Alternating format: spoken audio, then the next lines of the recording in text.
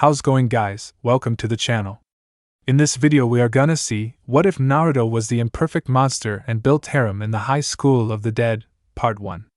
Huge shout out to ShadowWolf125767 for this story.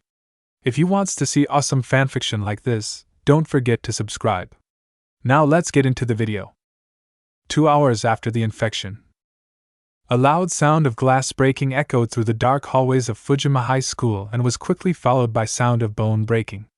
The cause of it was a pair of dead bodies and a teenager with a pair of bloody steel tonfas in each of his hands.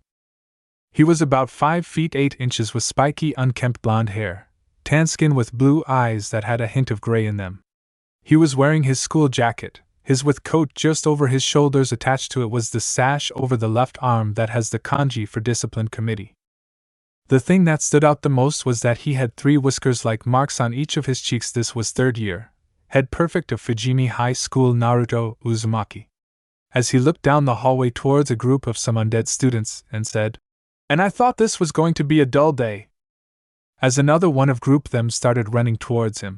"Well, now, things just keep getting more and more interesting," he quickly stated, before charging towards the horde with a small sadistic grin on his face. 10:37 p.m. the day before. Naruto was going about his usual routine patrol the school grounds, thinking about the events that had happened before his last few years.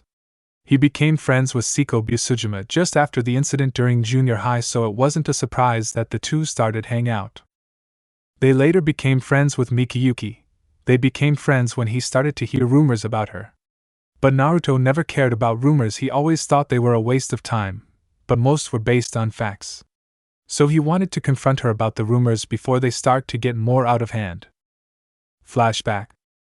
It's been over a week since the rumors concerning Mika had spread all over the school. It was beginning to annoy Naruto to no end. The rumor was about how she was sleeping with her best friend's boyfriend and cheating on her current one. He decided to go look for her to find out the truth. But every time he asked someone, they either replied a harsh, "No," or, "You mean that slut everyone's talking about?" The latter being the nicest response. Either of the answers was met with a hit to the face.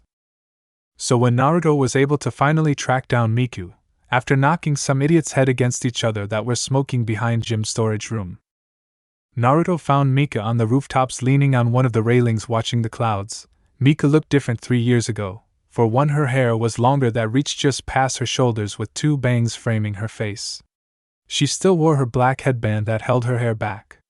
So after finding her, Naruto made his way towards her. With each step he could hear her mumbling to herself, but couldn't make out what she was saying. By the time Mika had noticed him, he was already behind her. Mika glared at him that would strike fear in anybody but him. "What do you want? What did you come to make fun of me too? You are no different from the other guys, just leave me alone." Her outburst shocked him a little. He could see her eyes were red and slightly puffy. She was crying?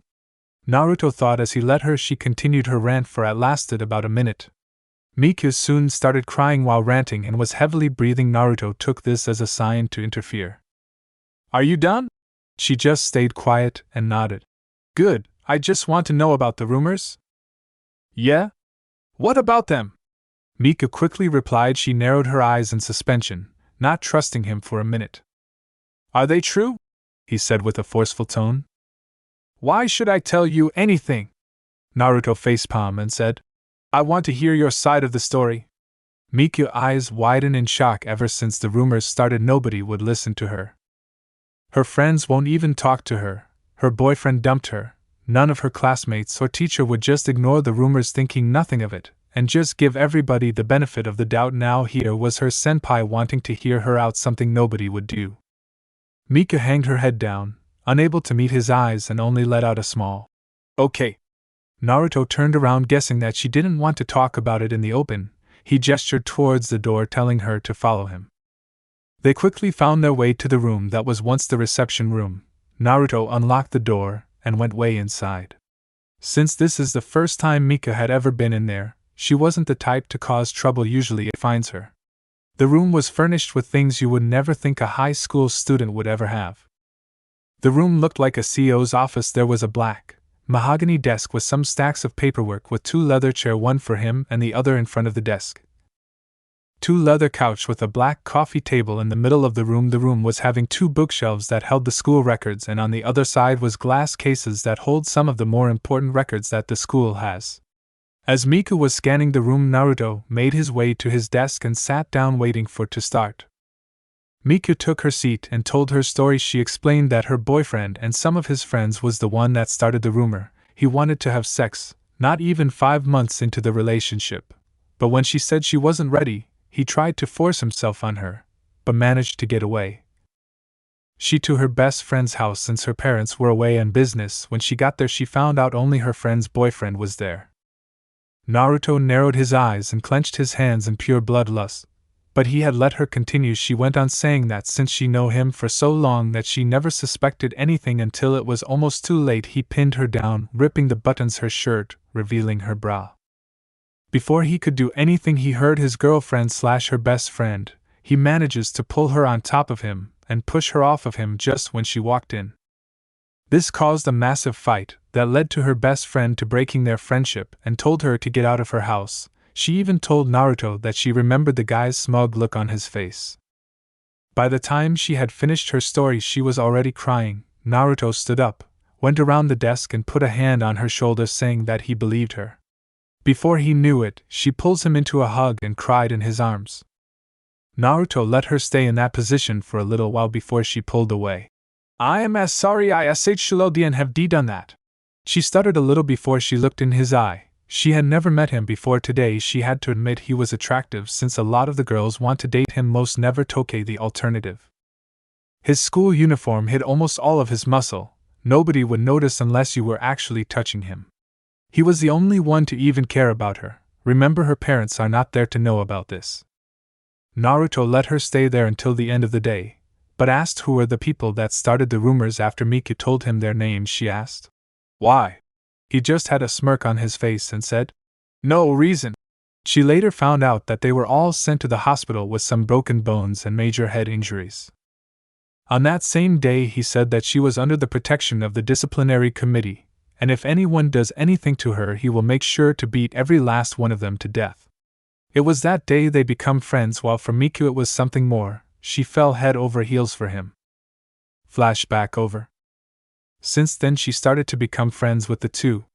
Naruto was broken out of his thoughts when he remembered he was on patrol. After a couple of minutes of patrolling, everything seemed normal, but like always, something has to happen to piss him off. When Naruto rounded the street corner, and on other sides by a couple dozen of students from the neighboring high school. "Great, what do these idiots want?" The supposed leader of the group stepped forward. He had long spiked black hair with 2 eyebrows piercing, dark brown eyes. He also noted that they all had on the same uniform. Naruto didn't pay any attention to the others, keeping his eyes on the annoying bastard who disturbed his peaceful night. He was broken out of his muse again when the bastard spoke. "There you, we are going to pay you back for getting us arrested, you asshole." Naruto didn't bother listening to the guy's rant, and just discreetly took out his steel tonfas from the mechanism from the inside his sleeve. "I have no time dealing with weaklings like you. If you don't leave, I won't guarantee your safety." Before the man could speak, Naruto delivered a quick jab to the guy's face, causing him to fall on his butt, spitting out some blood from the cut that was from inside of his mouth. "You will regret that, you asshole."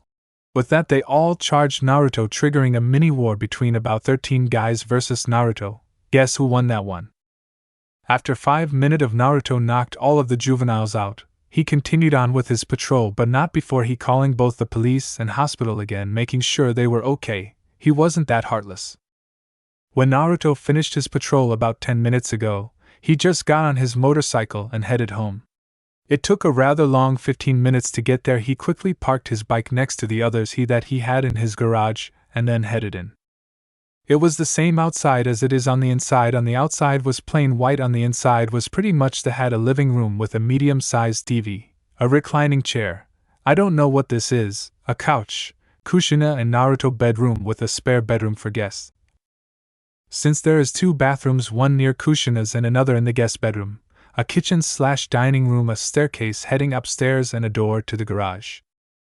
Naruto locked the door behind him, taking off his shoes, and headed upstairs. He made sure to check up on his mother, making sure she was asleep and not waiting for him like last time. As he opens the door to his mother's room, he saw she was asleep. He silently entered and making sure the sheets were covering her up.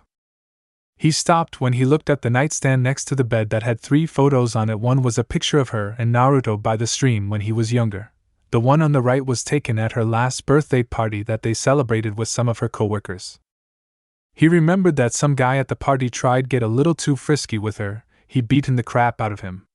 The funny thing was that no one got mad at him. A lot of them tried to tease him for it. It never worked, but he found out how she got the nickname Tomato. The last one was a picture of his father and mother on their wedding day. He knew that Kushina had a tough time as he grew up since Naruto and Minato looked alike that they could pass as twins. Minato had died 6 months before he was born, leaving his mother to raise him alone. Naruto sometimes wondered if his father was still alive, would he stayed the same or turned out different than he did. Naruto quickly pushed the thought out of his head and finished what he was doing and went to his room, changed to his PJs before heading to bed. The last thought on his mind before he went to sleep was, when would things change around here? Day of the infection, 5:30 a.m.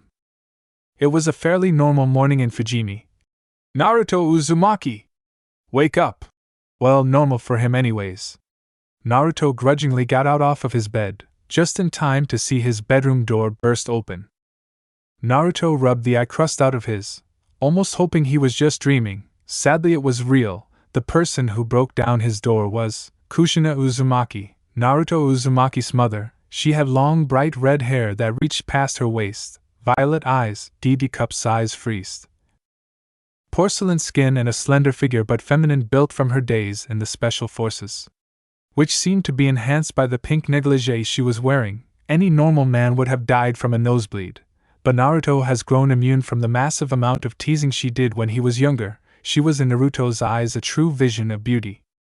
Ever since he could walk, Kushina had taught Naruto how to fight, use different types of weapons like guns, whips, knives, katanas, etc. Naruto were taught how to use all of them, but he would prefer to use his tonfas. Ka-san, why did you break down the door? Also, why did you wake me up more than 2.5 hours before school starts? To empathize his point, he pointed to the alarm clock on his nightstand next to the bed, causing Kushina sheepishly scratch the back of her head. What? Is she thinking about waking me up this early in the morning? The sun isn't even up yet, Naruto thought. And I don't know much about the school system in Japan, so I am guessing that it starts around 8 a.m. What is she thinking about waking me up this early in the morning? The sun isn't even up yet, Naruto thought. Naruto-kun, I have thought since you've been coming late for the last week, we could do a little training before you go to school and I won't take no for answer. Naruto lightly sighed, knowing there is no way out of this. Alright. Just let me change. I don't want to train in my pajamas, and I'm assuming that you don't want anyone seeing you wearing. Well, that. As he pointed at her negligee, when she noticed what she was wearing, a bright red blush appeared on her face. Naruto 1, Kushina 0. Naruto smirked in victory when he noticed the look on his face. Even though he changed a lot over the years, he was still a prankster at heart. Unfortunately for him, Kushina was clearly the better prankster. The redhead quickly caught on. She decided that it was time to take the alternative. But Naruto-kun, you little pervert. You were checking out your Ka-san. Don't worry, I don't mind since it's you. Kushina spoke with seductive tone, leaning forward, showing off her perfectly round frieze, completing it with a little wink. Naruto was bug-eyed as he couldn't take his eyes off her frieze. Kushina inwardly laughed as her son started shift slightly, trying to hide his hard-on from her. I still got it. Kushina mentally congratulated herself on this little victory, which was cut short. Naruto interrupted her train of thought when he spoke. Ka-san, just let me get changed. I would be down in a minute. With that, Kushina spun on the balls of her feet and headed to her room, swaying her hips as she left. Naruto watched her leave his room, getting out of bed, heading toward his closet. Naruto changed out of his pajamas, taking out a black sleeveless muscle shirt, an old pair of blue worn-out jeans, and a pair of dark navy blue sneakers. After he got dressed, Naruto made his way down the stairs and out the back door. The backyard was a decent size. It was large enough for the two to train, and there was enough space for a Kushina's garden that was to the right of the doorway. Naruto looked around the yard, noticing that he was the only one there. Weird, she should have gotten here first, Naruto thought. Sorry, I'm late, Naruto-kun. The blonde turned to Kushina, who was wearing blue skin-tight shirt that showed off her assets, a black skirt with bicycle short that clinged to her butt, and a pair of blue Zore ninja sandals, with a bakken in hand. Naruto just nodded in return and made his way to the middle of the field, missing his mother's disappointed expression. Kushina perked up quickly and followed her son to the middle of the field. Alright, Naruto-kun, I want to see how much you have improved in the last week, the redhead said while she leaned slightly forward with her right leg in front of the left one, her bakken in a ready position. Naruto pulled his tonfas out of nowhere. Let the record now that Naruto is right-handed, but has the ability to use his left hand to an extent, and drop to a southpaw stance. 1. He eyed Kushina cautiously, like a predator watching his prey waiting for the right moment to strike. Kushina tensed her right leg slightly, preparing to charge at him. The blonde saw this coming, but he wanted her to make the first move. Kushina not reliving this charge forward with a vertical slash, hoping to catch him off guard. Naruto just sidestepped the attack, but stuck out his right leg, tripping her, causing to land face first into the dirt. Kushina glared at her son, who had a smirk on his face. What's wrong, Ka-san? I thought that we were going to train, not play in the dirt like we were 5. A tick mark started to appear on Kushina's forehead at Naruto's comment, why that cheeky little bastard, he's going to get it. Kushina slowly got up, with her hair starting to float in air like 9 red tails. Naruto realized that he might have taken it a bit too far. If there was one person that he feared most, it was Kushina. When she was in the Special Forces, she gained the nickname Red Hot-Blooded Habanero due with her quick-tempered. She was feared by a lot of people, even by her superiors and comrades. She is still feared. Now all that rage is all directed at one person. Naruto was in for a challenge. Naruto Uzumaki, you better get ready for the beating of a lifetime, Tebane, Kushina said with pure fury in her eyes. She quickly charged at him. Naruto went wide-eyed at how fast she was. This was actually the second time he has seen this happen. The first time he couldn't really remember the details of it, but it would cause him to black out for at least 10 minutes, with no recollection whatsoever.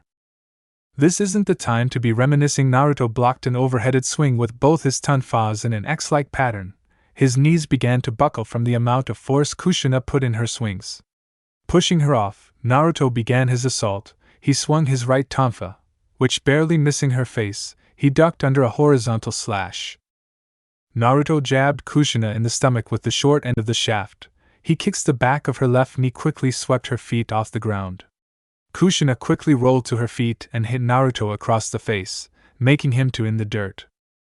He got back on his feet, blocking another swing from Kushina. Naruto managed to kick Kushina off of him. He then went with an overhead swing, but he made a rookie mistake by overextending his arm. Kushina quickly took advantage of this, dropping her bakken, grabbed his arm and threw him over her shoulder. Naruto hissed in pain before he could get back up. Kushina straddled his hips, gripping both of his hands approves his head. Give up, Naruto-kun, there is no way you can win, Kushina said with a look that practically said you better do as I say. Seeing no way out of the situation, Naruto grunted before surrendering. She released her hands from his forearms, but as he began getting up, Kushina forced him back down. Ka-san, what are you doing? Kushina just answered him, giving him a cheeky grin. I'm just looking at how handsome my Sochi had become, Kushina said as she cupped Naruto's cheek, rubbing his whiskers lovingly. What? You look so much like your father, you know that.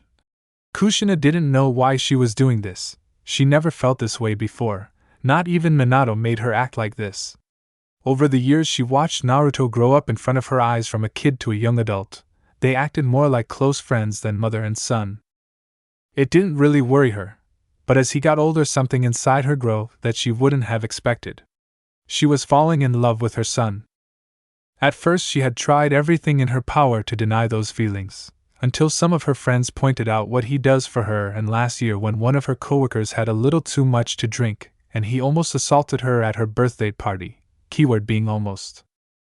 Naruto saw it coming from a mile away and nearly beat the crap out of the guy. She always knows that he was protective of her even when he was younger. This event had just reinforced her feelings for him. Naruto looked at Kushina in confusion. Heck, he was confused. Usually every time they would train, she would either want to go another round or call it a day and left it at that. This was the first time that she did anything like this, so he had no clue what to do. Naruto felt a slight shift from Kushina. When he looked up, he saw her looking at him with a mix of love and frustration, not that he knew that. "Ka dash?"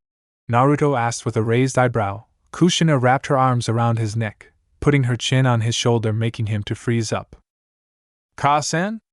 Naruto whispered in confusion. "Naruto-kun, please. Just let me stay like this for a little bit," she asked the blonde while hiding her face from view, hoping he couldn't see the sad look in her eyes. Naruto just responded with a slight nod. Kushina silently sighed in relief, letting her take in his body heat. The two stayed in the same position for a couple of minutes, before Naruto heard the slight snore coming from Kushina. Causing him to smile slightly, Naruto stood up slowly, holding the now sleeping Kushina bridal style. Making a beeline up the stairs and silently opened the door leading to her bedroom, gently put her on the bed, covering her up with the sheets, giving her a small kiss on the forehead, making Kushina smile in her sleep. Naruto gave a small smile. "Ka-san really cute when she sleeps." He let his eyes wander to the clock right next to him, showing that it's 6:27, stood up and silently left the room, closing the door behind him, and made his way down the hall to his room to get ready for school. 6:59 a.m. After a relaxing 30-minute shower, Naruto changed into his school uniform, putting his jacket over his shoulder, straightening his disciplinary committee slash, grabbed his school bag and calmly walked down the stairs. He then went into the kitchen, grabbed a piece of fruit from the bowl in the middle of the counter, quickly devoured it, and headed into the garage. Naruto, just as he got on his black motorcycle, he heard a slightly sleepy Kushina call his name. "Naruto-kun, you are forgetting something?" Naruto turned around, seeing Kushina by the door wearing a slate blue high collar, sleeveless blouse underneath, a loose-fitting tan dress. But his eyes were drawn to the thing that she was holding up in front of her face. "How could I forget the keys?" Naruto just looked sheepish and embarrassed at the same time as she put the keys in his hands. He put the keys in the ignition, starting the bike up. "I'm going to get here early, okay, Ka-san, so keep the food warm for me." Kushina gave Naruto a slight smile, as she nodded in response, with his helmet at hand. "Sure thing, since I'm still on vacation, I'll be here all day. And Naruto, please be careful." Naruto took the helmet from his mother's hand, seeing his mother's sad expression. All he could do was give her a reassuring smile and a quick hug, before putting on his helmet and drove off. Kushina waved goodbye to him, watching his retreating figure for a couple more seconds before heading inside, never realizing that she wasn't going to see her son for a long time. As the houses of Tokanosa City passed through Naruto's eyes as he drove down the street, the only sound there was the roar of his engine, which was really old since around this time of the day was pretty decent amount of cars or people out and about. Naruto just shrugged his shoulders. Heck, he might as well enjoy the peace and silence. As he got as the street that heads towards the bridge, he saw a familiar figure, a distance away. Even though the figure back was towards him, it was obviously female from her curves and assets. She had long, straight, indigo hair, was about 5 feet 8 inches and had D-cup size frieze. Also was currently wearing a Fujimi school uniform with the skirt reaching to her ankles, and was carrying a large bag over her shoulder. This was Siko Byasujima, 18 years old, 3rd year, the captain of the Kendo Club. She was also Naruto's best friend. As he got closer, he started to slow down until he was right next to her. She was glaring at him but soon recognized when he spoke. "Looks like you could use a ride, Siko?" He started into her blue eyes before a small smile crept onto her face. "Morning, Naruto-kun, are you sure it's O-dash?" Siko was interrupted when he said, "Why wouldn't be okay, beside it's still an hour walk to get to school from here." She smiled before getting on. "Thank you, Naruto-kun." He only responded, "What are friends for?" as he handed her a spare helmet from the secret compartment on the bike, before putting his on. She is adjusting the case on her back, wrapped her arms around his waist, putting her chin on his shoulder, then the two drove off to school. 7:15 a.m. The drive itself was relatively short, since the little to no traffic, as it took only a couple of minutes. Most of the students weren't there yet, since they usually come around 7:30. Also, the fact was that the gate wasn't even open, since it was either Naruto or the principal that opens the main gate in the morning. It really depends on who got there first. Most of the staff just doesn't care what the principal does as long as it doesn't affect their paycheck. Kyoko and Shizuka were okay with it. Some were not accepted at first, but after a while they just got used to it, except Shido. He just a dick. Shido hated him because he would interfere with his teaching methods and the fact that Naruto never hesitated to threatening him when needed. He did come close to killing the guy. He would have succeeded if it wasn't for the disciplinary committee members and some of the staff members holding him back. But the look on his face priceless. He was happy for a short while before somebody ruins his good mood. Naruto stopped in front of the main school gate, unlocking it, leaving it open for the other students, and drove right on in. They went through to the side of the school where the school parking lot is located, but is mostly used for teachers and school buses. As the two parked in the front of the lot, before a white Honda Civic parked right next to them. When the driver got out of the car, it revealed that it was the Akimoto Atsushi, the principal of Fujimi High School. He was 54 years old, about 5 feet 5 inches, a bit on the pale side, short white hair, and was wearing a black suit with a matching tie. Akimoto was the principal of Fujimi Middle School when Naruto first got in. He helped Naruto however he can. Naruto didn't expect it at first, but slow opening up to him, their relationship was pretty complex. Naruto saw him more as an acquaintance than a friend, but he didn't mind talking to him. The principal then notices the two of them, and gave them a friendly smile. "Naruto-kun, how you are this morning?" he said. "I have been well, Akimoto-san." Akimoto gave a small nod, turning to his female companion. "What about you, Busujima-san?" Siko gave the principal a small smile. "I have been good at Sushi-sensei." He nodded again, looking at his wrist watch. "Well then I should be going, you know things to do, have a good day you too." The principal then left the two of them alone in the parking lot. Siko turned to Naruto holding out the helmet. "Thanks again, Naruto, let me make it up to you," Siko said with a small blush on her face, and the pitch of her voice was a bit higher than it is normally. "Like I said before, it's what friends do. So don't worry about it." He took the helmet from her, not taking notice to the blush on her face, but noticed the change of pitch in her voice. "Siko, are you okay?" Naruto leaned a bit forward. Siko blushed even more, but said, "Why yes I am." Naruto narrowed his eyes in suspicion. He started walking closer to her. With every step made the blush increase in size. "You know that you are not that good at lying.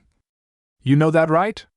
Naruto was literally right in front of her. Siko tried her best to suppress a blush, but only succeeds in making it more noticeable. The head perfect outward side, looking straight into her blue eye. "Look, Siko. I'm just concerned about your health, that's all." Naruto briefly paused before continuing. "You know I'm not that good with these kinds of things, so I want to know what I can do to help." Siko looked the blonde with in awe. She smiled softly at him. This was a side to him that only 3 people, which included her, Miku, and his mother. And Siko and Kushina haven't met, and they only heard about each other. Also, he was the only person that knows about what really happened for years. Flashback 4 years ago. Naruto had just finally finished his training regimen that the boxing club advisor told him to do. Personally, he found that it was too easy, so when he starts high school, he would do something else. The counselor and Akimoto-sensei both wanted him to keep out of trouble. Naruto was a well-known delinquent that even the police were afraid of. Some knew his mother, and nobody wanted to feel the wrath of either of the Uzumakis. TCH. Why should they care what I do in my free time? It's none of their concern.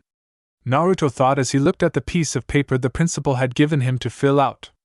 As he was walking down the empty streets of Tokunosa City, he noticed something in his peripheral vision. When he turned his head, he saw something that made his blood boil. He saw some guy was assaulting some girl that was wearing the Fujimi Middle School uniform. He had her up against the wall. While he couldn't make the two out, the faint smell of alcohol that lingered the air gave him a good idea. Just as he was about to help the girl out, she managed to overpower the man, knocking him on his back, revealing that she had a bakken on her. When the man fell, she lifted it up and unleashed powerful swing aimed at his shoulder, instantly breaking it. The woman didn't stop there as she continued her assault with each strike she delivered. The man pleaded for mercy and telling her to stop. So after Naruto came back to his senses, he ran towards them, quickly brought out his tonfa blocking the downward swing from her bakken. That was then he got a good look at the woman. It was his longtime classmate Siko. She was currently hyperventilating, but the look in her eyes wasn't one of fear or shock, it was something he was all too familiar with, bloodlust. Why did you stop me? You saw what he was going to do to me. Siko yelled at the blonde. Naruto wasn't affected by this. You're right, I did, I saw what had happened. But you should have stopped after you hit him the first time. Siko started to back down a little. Just sit down, try to calm yourself down, I'm going to call for help. Naruto simply stated. He reached into his pocket to take out his cell phone but was stopped when he was grabbed by the arm by Siko. Please don't, if you do that I'm going to get arrested, and if that doesn't happen, I could get expelled from school. Siko half said / yelled. Naruto put his hands on her shoulders, making her look in his eyes. Busujima-san. Listen to me, nothing is going to happen to you. Don't worry about it, when the police come I would tell them that it was self-defense. Naruto stated as calmly as he could, hoping to get her to relax. Siko has just given him slight nodded. After taking his hands off of her shoulder, Naruto quickly dialed the number for the police. They soon came within 5 minutes with an ambulance. They quickly rushed the man to the hospital. Naruto and Siko were escorted to the police department for further questioning. This didn't take long before they let Naruto leave the police department. After they were done with him, he was just a witness. Siko had to wait longer, but she would always remember this day because this was the start of their beautiful relationship. Naruto was currently in his bedroom. He got at 10 p.m. Luckily his mother was knocked out at the time. The blonde silently looked at the piece of paper. He began to recall the event that had just transpired. As the image of Siko's face flashed through his mind, Naruto wanted to prevent anything like that from happening.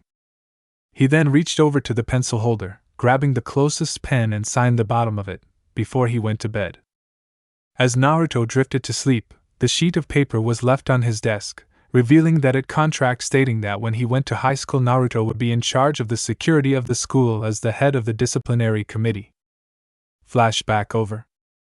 Naruto, I didn't know you cared that much about me. It's nice to see this side of you once in a while. You should let it out more.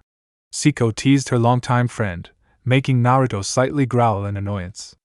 But before he could ask any more questions, the two noticed more cars pass through the gates. Siko turned towards to her fellow third year. Naruto, I'm going to go to the club room to train a little bit since I have study hall. Before Naruto could what was wrong. Don't worry, Naruto-san. I'm fine. She answered his silent question. He heavily sighed before letting the subject drop. He leaned on his bike slightly before saying, Fine, Siko, I'll let this go. He stood up straight before continuing. If you need me, you know where to find me. Siko nodded, giving her old friend a small hug and quickly headed inside the building. Naruto stayed in the same spot, lost in his own thoughts, just as he was going to head on in, when he felt someone wrap their arms around his neck and felt a large set of fists pressed against his back. He didn't even need to turn, since there is only one person he knew that would do this to him. Morning, Shizuka-sensei, Naruto said in a deadpan voice. Good morning to you too, Naruto-kun. Shizuka Marikawa is 27 years old and currently works as the school nurse. She was taller than him, long waist-length blonde hair, hazel eyes with several bangs of her hair comes down into her face, with 2 bangs come down at the sides running all the way down while also framing her face. She wore white long-sleeve blouse and a long brown skirt, both of which hugged her ridiculous calves mostly because of her large J-cup frise that was currently pressing against Naruto's back. She and Naruto have a pretty good relationship, since Naruto was prone to hurting students and sometimes teacher. When he gets pissed, she was the one that was tasked to make sure that they were okay and making sure their injuries weren't severe. They spend every day during lunchtime. The two blondes spend most of the period drinking tea together and talking about random stuff. She also lets him sleep on the bed that was reserved for him, and only him. Marikawa-san, that's not an appropriate way to act with a student. The two turned their head to the new arrival. The voice belonged to Kyoko Hayashi. She was in her early 30s, the ping-pong club's advisor, is currently single and very unsatisfied with her life. Hayashi has reddish-brown hair which she keeps in a loose ponytail with long strands hanging down in front of each ear. Her eyes are light brown and she wears glasses. She has a full figure, complete with a large pair of eye-cup-size friezed. She was wearing a white jacket, a yellow blouse, gray business skirt with pantyhose and gray high heels. Kyoko was also Naruto's English and homeroom teacher. She was the only person that allows him to skip homeroom in return that he would show up for class, since he has a habit of skipping most of his classes. Morning Heishi-sensei / Hayashi-san. Kyoko gave a small smile to Naruto, giving him nod in response, before directing her attention to the ditzy blonde that is currently holding on to her favorite student. Marikawa-san, let go of him. Kyoko asked / demand of the older blonde. Shizuka let go of Naruto, turning her attention to her fellow teacher. Why you see I wa dash? Shizuka tried to explain the situation but was interrupted. But nothing, that's no excuse of showing public affection, expectantly, with a student, no matter how handsome they are. Kyoko quietly sang the last part to herself as her eyes lingered over Naruto's form. Naruto was watching the two teachers in slight amusement, since this was an everyday occurrence between the two. Normally he would stop the fight. But he was still tired from waking up so early, so Naruto turned around and walked off, leaving the two teachers to argue with themselves. Disciplinary Committee Office, aka Naruto's office. The first thing that Naruto noticed when he entered the room was the stack of paperwork on the side of his desk. He walked over to his desk slowly, grabbing a few papers from the top of the stack. How the hell did this grow so fast? I finished everything yesterday. Naruto's eyebrow was twitching in rage when he saw who they were from. Koichi Shido. God, I hate that man. I swear I will kill you when I get out of here. Naruto sighed once more, walking around the desk, sitting down on his black leather chair, and went to work. As time passed by, the stack of paper became smaller and smaller. By the time he was halfway done, somebody knocked on the door. Naruto didn't even bother to look up as he muttered to come in. Sorry I am late, Naruto-senpai, an overcheery voice said. Naruto brought his head up from his work. The voice belonged to Yuki Miku. Since the incident 2 years ago has changed a lot. For one, her friezed was now an E-cup. Her yellow eyes seemed brighter than it was back then, and her once long light orange hair was cut shorter. She was still wearing the same as everybody else uniform except the skirt, which was slightly shorter, and the blouse was a bit tighter than it was supposed to be. Miku was also Naruto's secretary, whether it's helping him around the office or helping him with paperwork when he is out on patrol. Naruto looked at her before turning his attention to the clock on the wall.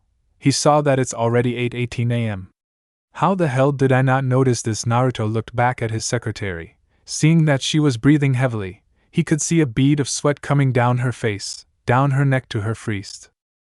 Miku, can you do me a favor and get my work from Miyuki-sensei? Put it on my desk when you get back. Receiving a nod from his underclassman, just as she was going to leave.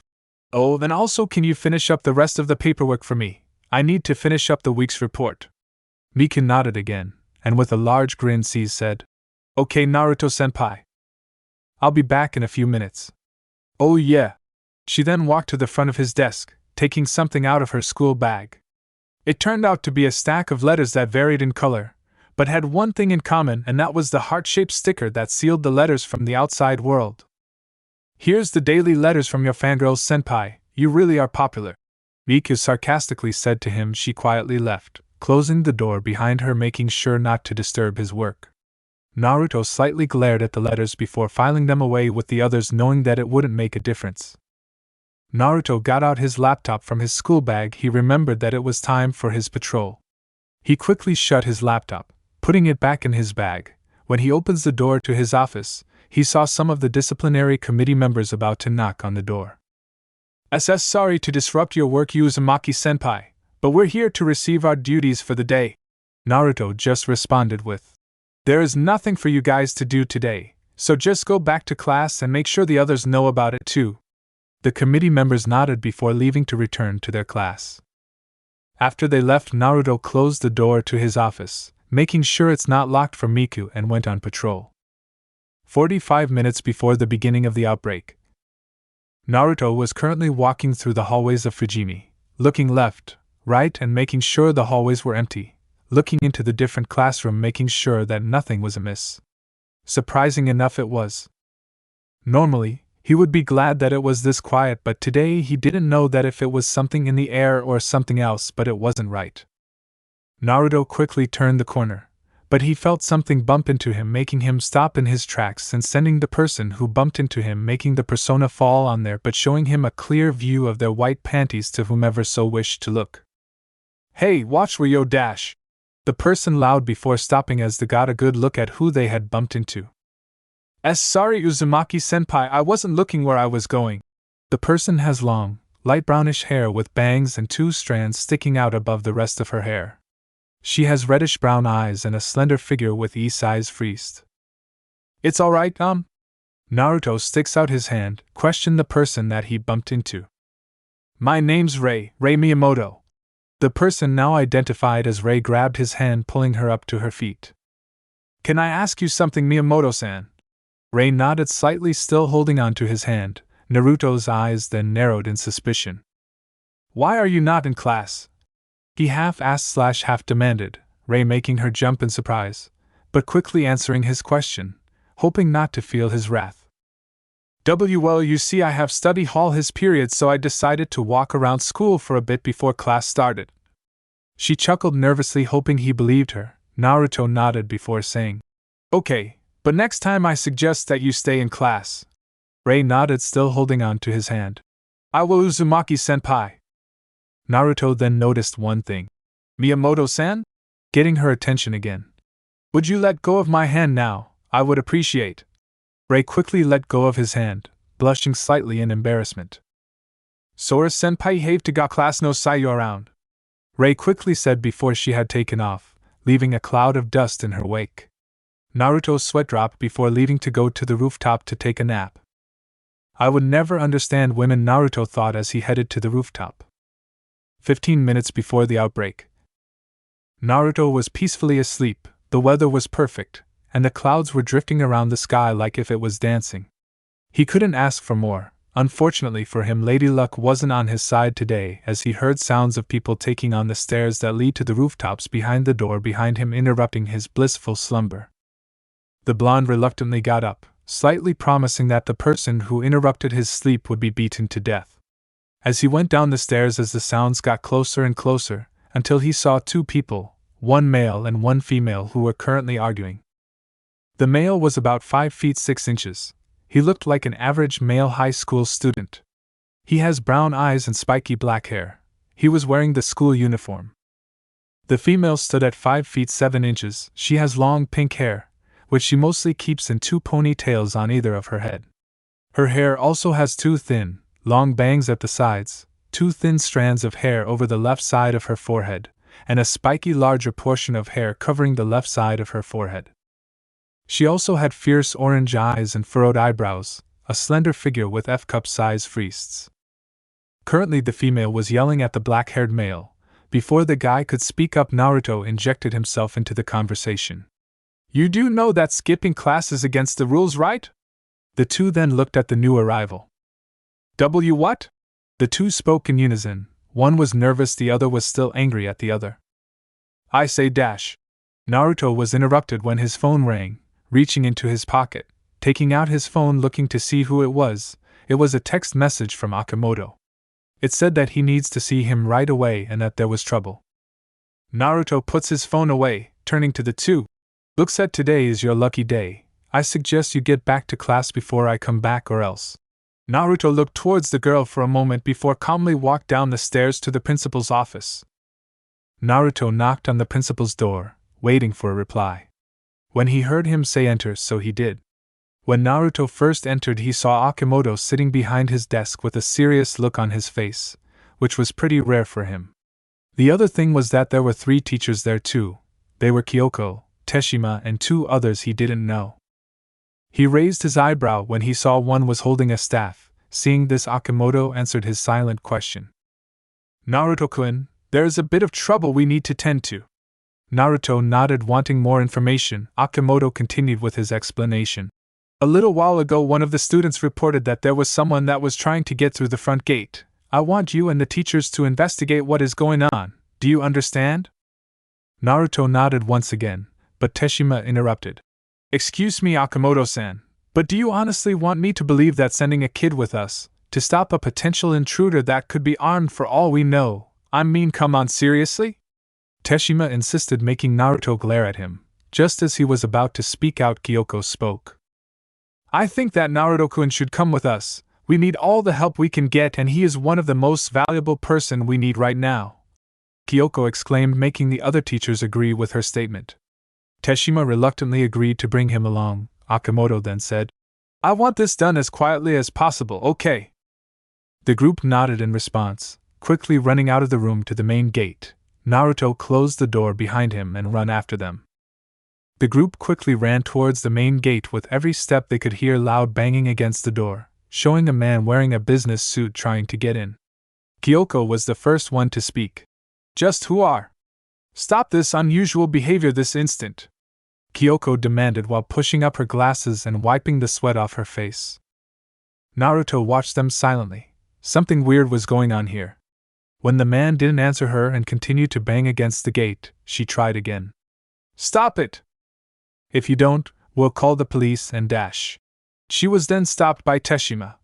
Hold your horses, Hayashi-san. The group then looked at him in confused. He then took a step next to Kyoko, making her take a step to the side. We don't have to call anyone just yet. We'll just show him who's boss, Teshima said with a cocky smirk on his face. He then began to walk to the gate, rolling up his sleeves, ignoring the warnings from the others. Look here, you son of a bitch. He then grabbed the man by the scruff of his shirt, and pulling towards him, the man practically flew at the gate, making him spit out blood. Wait, Teshima-san, don't be so forceful, Kyoko said, worried about both of the males. Naruto's eyes narrowed. There is no way that should have happened. That man should weigh 170 pounds, giving his height. What the hell is going on here? Teshima thought the same thing. No, this guy's strength is... The teacher then noticed something fell out of the guys' mouths. Kyoko, being the closest to the gate, had a better view of it. She then jumped back in fright, falling on her but practically screaming. WH. Fingers P. Police! Teshima, who was still holding on to the man, turned to the frightened women, but before he could speak, the man overpowered him, grabbing his arm and taking a good chunk out of it.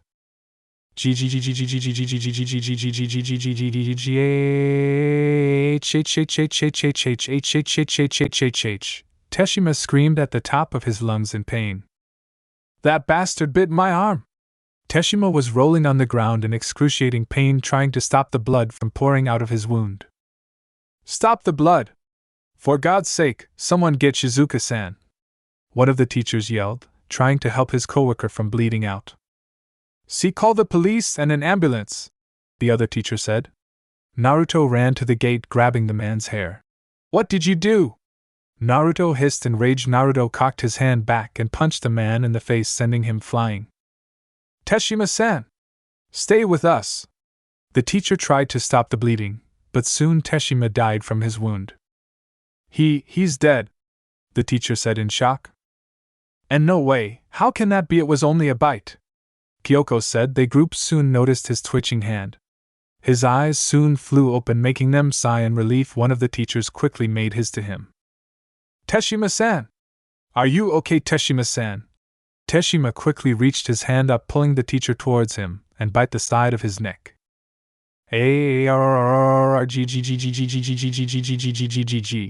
Everyone was wide-eyed as Teshima continues to bite at the teacher's neck.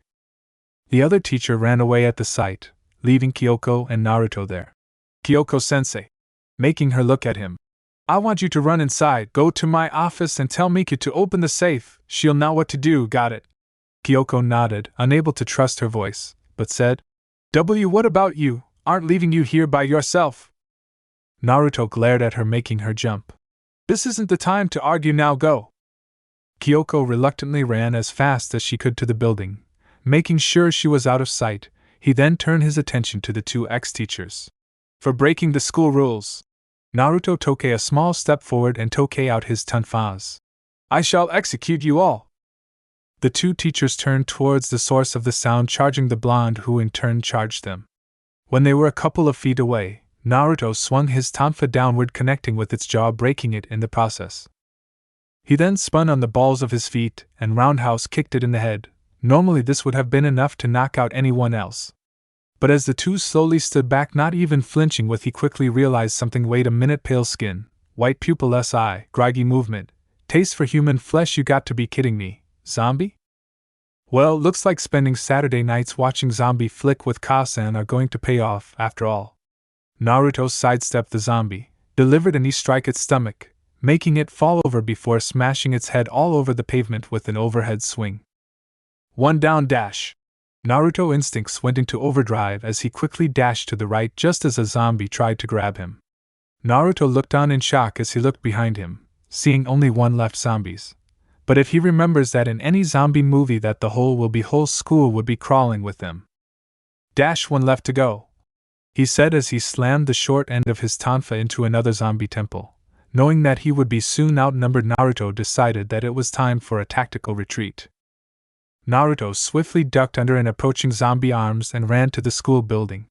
He ran at top speed and tackled a nearby zombie through the first floor window, performing a forward roll to prevent any more damage to his body. Looking around the room, realizing that it was the storage room for the drama club, looking at the now broken window, seeing a small group of them started to crowd around it trying to get in. But soon the loudspeaker came on. Attention all students and teachers! Attention all students and teachers! At the present time, there is a violent struggle occurring on the premises. Students, stay with your teachers and follow their instructions.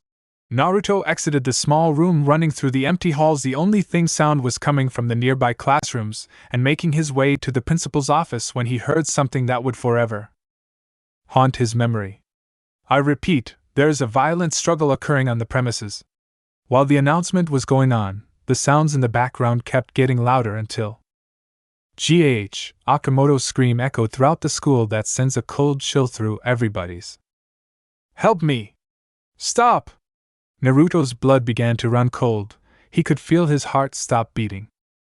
Ow, that hurts! Naruto's body went into overdrive as he began to push his body as he now raced through the halls. Help! I am going to die! Akamoto's screams still echoed through the school, until Naruto finally made it to his office. He didn't even stop to open the door, he kicked it open. What he saw burned it in his mind forever. He saw 4 zombies hovering over, the only thing left of Fujimi's principal, bloody pile of bone. Naruto looked at the remains of one of the few people that actually cared about him, before glaring at the ones responsible. Die! At the principal's office, Naruto had just finished killing the last of the zombie by kicking it into another one by the window, making them fall 4 stories below. As the adrenaline left his blood, he began to feel faint, but it was bearable. Not even a second after he busted through the door, the whole school went to hell. He could hear the frightened screams and yells of his classmates and teachers. He looked out of the now broken window where he could see the city in flames. Down below he could see teachers and student alike trying their best to run away. They never made it far. He turned to the remains of Akamoto, the bloody pile of meat and bones. For the first time in over 14 years, he felt a tear leave his eye. If anyone could see him, they wouldn't believe their eyes. But he doesn't care now, he needs to. No, he wants to. Naruto leaned against the wall, slowly slid against the wall to the floor. I can't stay here any longer. I need to look for anybody who is still alive, Naruto thought before his eyes widened in worry as he realized one thing. Kushina doesn't know anything about this. He pulled out his phone, dialed the number as fast as he could without making a mistake. The phone rang 4 times before she picked up. Hello, Uzumaki residence dash. Kushina's voice had echoed the room, making Naruto sigh in relief. Ka-san, listen to me dash. Naruto started, but soon his blood ran cold when he heard.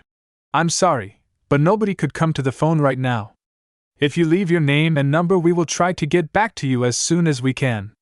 Thank you. Kushina's cheery voice ranged through his mind. He swallowed some of his spit, hoping to quench his dried throat.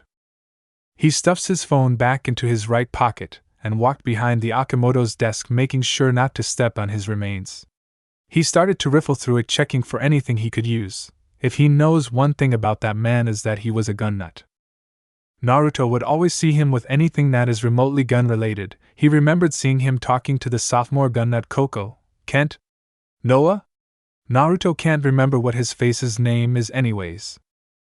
Akamoto would always go to the nearest shooting ranges after school Mondays, Wednesdays, and Fridays, so he should have something. Akamoto, you just earned my respect again, Naruto thought with a sly grin on his face. He pulled out a suitcase that was hidden underneath his desk, which contained a black, fully loaded .44 Magnum with 10 full clips, counting the one that's already loaded.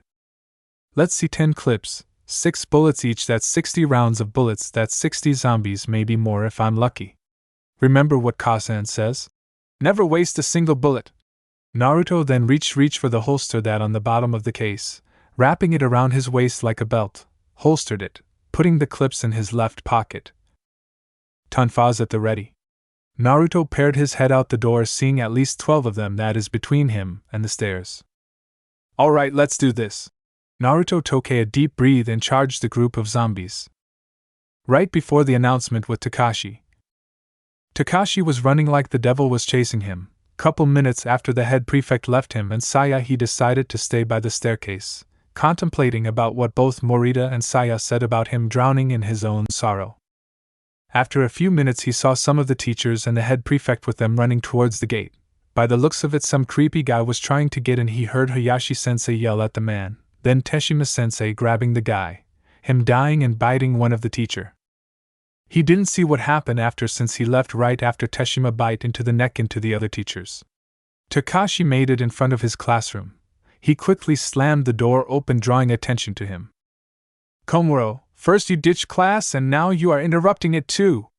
You're lucky I don't call up the disciplinary committee. Normally this would work with everybody, but Kakashi had tunnel vision and only thought about one thing at the moment: getting Rei out of here. Rei was looking at Kakashi, making his way to her with a confused and slightly scared glance as he was right in front of her. Come on! We have to get out of here! Kakashi, just loud enough for everyone to hear. The only response that Rei could let out was, "Huh!" Right after she said that, Kakashi reached over, grabbing her arm, pulling her out of her seat. Kakashi! What are you doing? We are in the middle of class and dash. Rei didn't finish as Kakashi interrupted her. It doesn't matter right now, we have to go now. All eyes were on the pair as they watched the two have a moment. Everyone in the room was having side conversations about this little event. It would have continued, but Rei's boyfriend Hisashi stood up from his seat and confuted them about what was going on. Kakashi, what are you doing?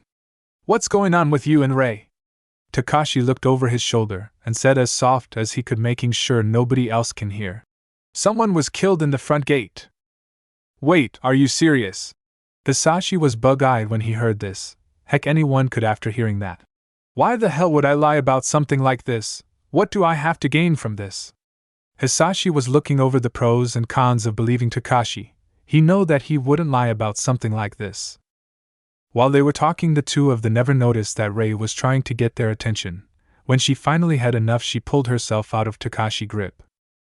But as the group was arguing, Kota, who was in the same room, was listening to everything that was going, but he noticed out of the corner of his eyes that he saw a small group at the front gate. Upon closer inspection, he recognized that it was the head prefect, and he was fighting group of people, and by the looks it was working in his favor. He nearly jumped out of his seat when he saw Uzumaki-senpai slam the short end his tonfa to the side of the person head before he saw him run the hell out of there. If something that everybody knows about Uzumaki-senpai was that he never leaves a fight unless it was a good reason, which was a rare occurrence around here. He suddenly felt the need to get out of there very soon. Wait a second, what the fuck are you guys talking about? What the hell are yo dash? Her rant was cut short when he slapped Rei in the face, making the room go silent and wide-eyed as they watched. Rei was holding her now bright red cheek as she fought back the tears forming in her eyes. She looked at his in both in shock and anger. Kakashi didn't bother to look at her as he was looking at Hisashi. Shut up and listen to what I have to say. Hisashi was still in shock about what had happened but focused on the situation, and he nodded before the three left the room as soon as possible. As the group of three left, nobody seemed to have noticed that two others had left just after them. And just so you know that I won't be writing about them, since everyone if not most of you know about what happens to them. It's just like the canon. Around the same time as Kakashi enters the room, Miku was still doing Naruto's paperwork while he was on his rounds. She is glad that she spends time with him, but why should he do this much paperwork? It's ridiculous. Just one more than I am done until after lunch? Just as she put the last of the paperwork with the others when the door burst open, making both Miku and the stack of paperwork fall over. Miku-san, there's B-dash? The person who opened the door was none other than Kyoko Hayashi, who was out of breath from running so much in a short amount of time. She was looking at the sophomore who was lying down on the floor facing the doorway with massive amount of papers all over the place. What are you doing down there, Miku-san? Also, why is this place such a mess? Kyoto said, not knowing that she was the cause of this situation. The down student just said, "Oh, I'm just lying around." Miku left. I was twitching in annoyance since she was the one who has to clean this up, making her waste a lot of free time. Well, anyways, there is something I need you to do. Miku was crouching down picking up the paper, not really paying attention, and was lost in her own fantasy that involved her, Naruto, a bottle of whipped cream and a bucket full of different types of fruit. Naruto-kun sa-. When she heard Miku was at full attention. What did Naruto-senpai say? Miku practically screamed at the teacher, making her sweat a little, who wasn't expecting that. Why, you see, there was an incident at the front gate and dash. Miku was frantic. She was generally worried about what had happened at the gate, but before she could ask, the announcement came on. The whole school heard the slow death of the principal that they were so preoccupied that nobody noticed the head prefect that was running in the halls. As soon as it started, it ended just as fast when the panic screams and yelling of the students and staff of Fujimi Academy as they burst through the halls. Miku took action faster than Kyoko. Hayashi-sensei, lock the door and turn off the lights, hurry. Kyoto didn't need to be told twice. She locked the door and turned off the lights. When she turned around, she saw Miku hard at work looking through the head prefect's desk, getting anything she could find. Miku-san, what are you doing? This isn't the time for it, Kyoko said in a loud whisper. Miku just said, I'm just getting the unessential. Miku reached over, grabbing Naruto's school bag, making sure the laptop was there before looking for anything else. Miku-san, Naruto-kun wanted me to tell you to open the safe. Miku just nodded before she began to pushing a bookcase, revealing a wall safe that looked expensive and complicated. Since Kyoko never saw this, she had to ask, where did Naruto-kun get the money for this? It's expensive.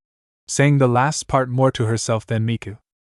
Naruto-senpai never told me, he just said that it was a gift, Miku said, making her raise an eyebrow. Noticing this, Kyoko asked what was wrong. Well, I sort of forgot the passwords and combinations to unlock it, Kyoko almost screamed. How the hell you could forget it? Weren't you given something to remember it? Or better yet, why didn't you write it down? Well, how was I supposed to know that I was going to need it? Miku tried to argue, but Kyoko managed to calm down a little, but was getting a raging headache. How long do you think it would take for you to figure it out? Miku crouched down to where the safe is, examining it closing before saying, about an hour or two or more. Kyoko sat down on the black leather couch. Why did this happen? Right during the announcement at the nurse's office. Shizuka Marikawa was taking her daily nap and was dreaming about a certain blonde, but was wakened when she heard screaming. She roused her head in a slight daze before her instincts took control before she knew what had happened. She began to take different types of medicines from the cabinets. One of the students who was in the nurse office at the time was using the form machine as a weapon, killing one of his dear friend. He turned towards Shizuka, who was tapping her chin as she was talking to herself about the undead and how this shouldn't be possible. Marikawa-sensei, this isn't the time for this. We need to get out of here and fast. Shizuka wasn't really worried about it at the moment, as she stuffed some more bandages into the small bag. Wait just a minute, there is something I need to take with me since dash. The male student looked at her. Then please move quickly, the dash. He tried to say before the window that led to the hallways busted open when some zombie broke through and started to pour in, making him run in front of her in a last-ditch effort to protect her. Shizuka-sensei! Hurry, run away!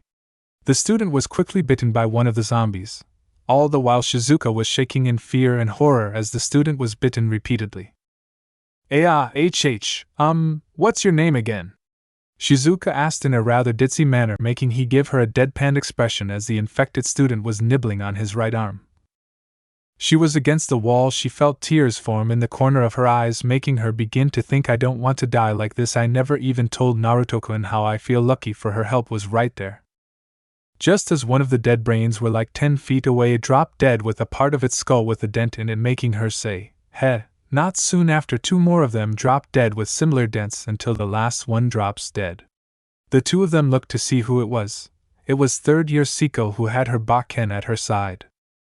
Siko had a serious look on her face as she walked towards the bleeding sophomore. As she took a knee, making her look at him at eye level. I'm the president of the Kendo Club, Siko Busujima. What's your name? The male slowly lifted his head before answered. Ishii Kazu, he said as he coughed blood. Siko nodded to herself. You did well to protect Marikawa-sensei. I admire you for that, but you do know what happens when you get bitten. You wouldn't want any of your friends and family to see you like that, would you? I have never killed anyone before that was alive. If you want, I could help you. Shizuka, who has finally finished getting everything she needs, she then what the 2 students were talking about. The now identified as Shikazu nodded weakly before smiling.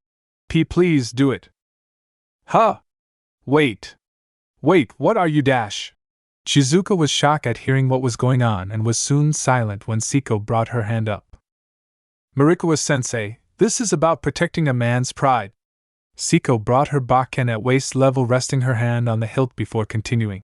It isn't my style to sit by watching a man suffer.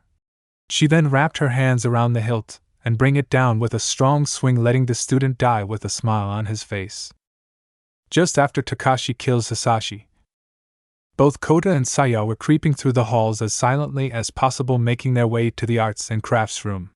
Since the original plan was to go to the staff room, but after seeing some of the students die at its doorstep, it was safe to say that there is no why they're going there anytime. Also, they both know that Naruto was already fighting them since Kota saw him, and they didn't see him since. Soon Saya slid the door open, reveling that the place was empty. The 2 went on in. Saya made Kota lock the door, as she grabbed various tools off the shelf and began to lay them out on the table at the center of the room. Hey, are we going to use these as weapons or something? Kota said, confused on what she was doing, making her sigh in frustration. You are a military geek and a gun nut, right? You should know about this stuff, right? You do know what this is, right? Kota began to look through the tools before picking one of them up. A nail gun, and gas-powered too. Saya looked disappointed since she believed that it was air-powered. She asked if they should leave it behind, but Kota said no. Stop acting like a dumbass. I'm a genius, so I know everything. She then saw the silhouette of the undead just outside the windows. She quickly told him to hurry up, but only got silent, muttering.